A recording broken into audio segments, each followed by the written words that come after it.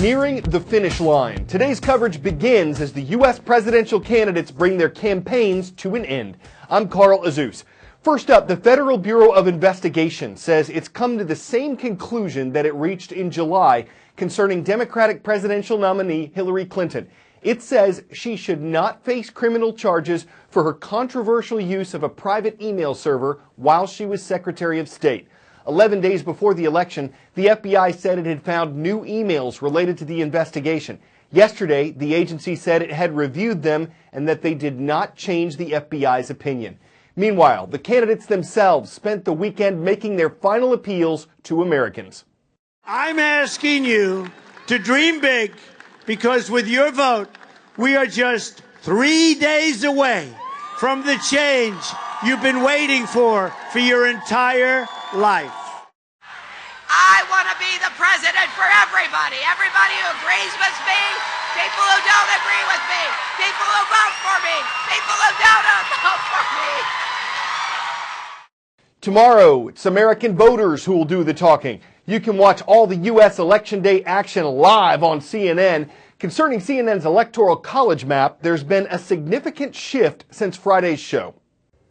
We made some pretty significant changes to our electoral map, all in Donald Trump's favor. This is our old map. It had 6 battleground states. This is our new map, 5 remaining battleground states. Here's what we changed. New Hampshire went from lean Democrat to a battleground state. Ohio went from battleground to lean Republican, really significant there. Utah, battleground to lean Republican. And the 2nd congressional district in Maine, they award their electoral votes by congressional district, went from battleground to lean Republican. So that gives us Donald Trump at 204, Hillary Clinton at 268, falling below that 270 mark. How does she do it now? What is Hillary Clinton's path? She still needs to defend this blue wall of Wisconsin, Michigan, Pennsylvania, where Donald Trump is going to be campaigning through the weekend.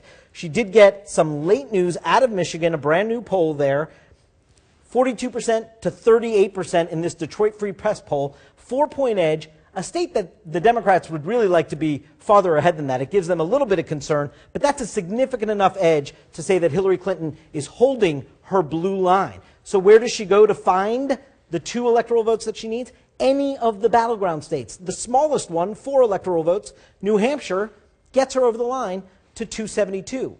How about Donald Trump's path? Again, this is our new battleground map. How does he get there? Donald Trump has to sweep the map.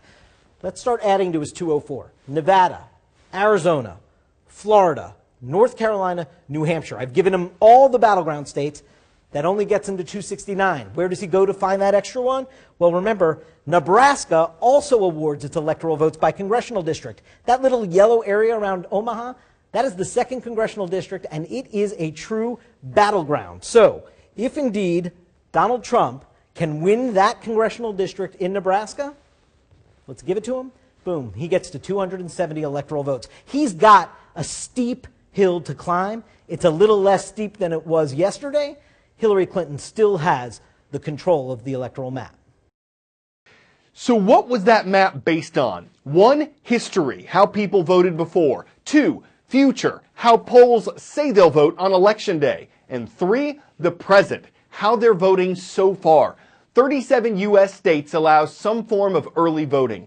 We do have some results for you now, but you'll see how even those are making this election tough to predict. Nearly 37 million people in 39 states across the nation have already cast their vote before Election Day.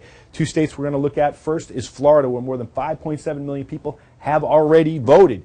And if we look into the numbers, Democrats hold an advantage of about 7,000 ballots returned over Republicans. About 2 days ago, Republicans had a 16,000 ballot advantage over Democrats. But not all good news for Democrats when you look at what happened in 2008 when Democrats had 146,000 returned ballot advantage at this same point in the campaign. Let us dig deep into the demographics, though, and see who's participating. African Americans are participating about 12.8% in the early vote, Hispanics at 14.4%, 2 key constituencies for Hillary Clinton. If we look, though, what happened in 2008, African Americans were at 16.1% at that time, and Hispanics were at 10.1%. However, if you look right here, even though we're seeing about 71,000 more African Americans have actually cast their ballot in 2016 than 2008. The share of the electorate has dropped by a little more than 3%.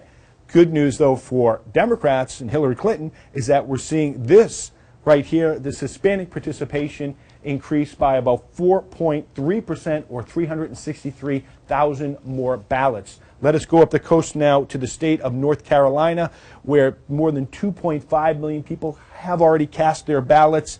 And if we look at who has a lead there, Democrats outpacing Republicans by 266,000 ballots returned. If we dig a little bit deeper and look at what happened in 2012, they're about on pace right now, Democrats are, about 14,000 more ballots returned, even as we're seeing the overall participation of Democrats in early voting has dropped. Let us dig into the demographics of who's participating. African Americans at 22.4%, Hispanics at 1.9%. We compare that now to 2012, and this is a troubling sign now for Hillary Clinton. This is why we're seeing all the get out the vote efforts from Democrats in the state of North Carolina. As you can see, this drop off here, it equates to about 31,000 less or fewer votes in 2016 than we've seen in 2012. Hispanic votes has increased by about 22,000. Florida, North Carolina, two key states in this race for the presidency. We'll keep an eye on them all the way through election night. Almost all of the U.S. has now switched back to standard time. That's what it's called when daylight saving time is over. And if you turned your clock back Saturday night, you might feel more refreshed by the extra hour of sleep. You might also feel more depressed.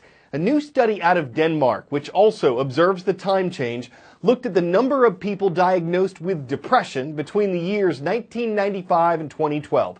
It found that depression diagnoses increased by 11% immediately after the switch from daylight saving to standard time. The cases of depression went away after a couple months. The change does give us more daylight in the morning hours, but less in the afternoons. So one psychiatrist says a way to fight time change depression could be to take a walk after sunrise or brighten up your rooms in the morning. But why have the time change in the first place?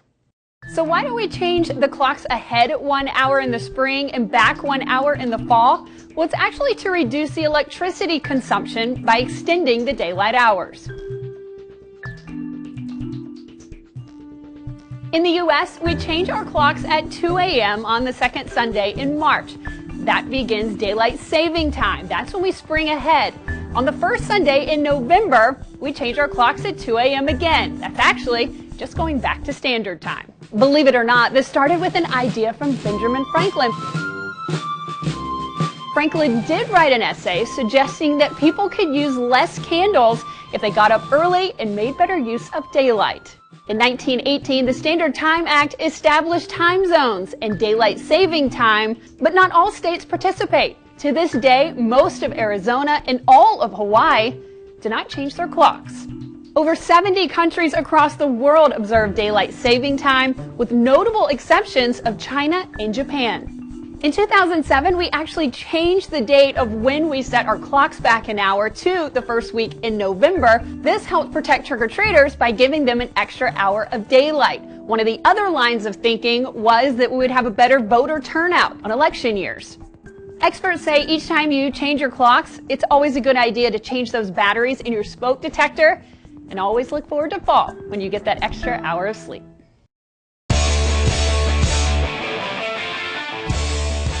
The race to the White House may be characterized as a marathon. Here's what a real one looks like. The New York City Marathon, the biggest 26.2-mile race in the world. More than 50,000 ran it yesterday. At the first one in 1970, 126 men and 1 woman ran it. According to ESPN, more than 60,000 bottles of water were on hand this year, 65,000 cups of coffee, almost 2,000 portable toilets, and more than 14 million bananas.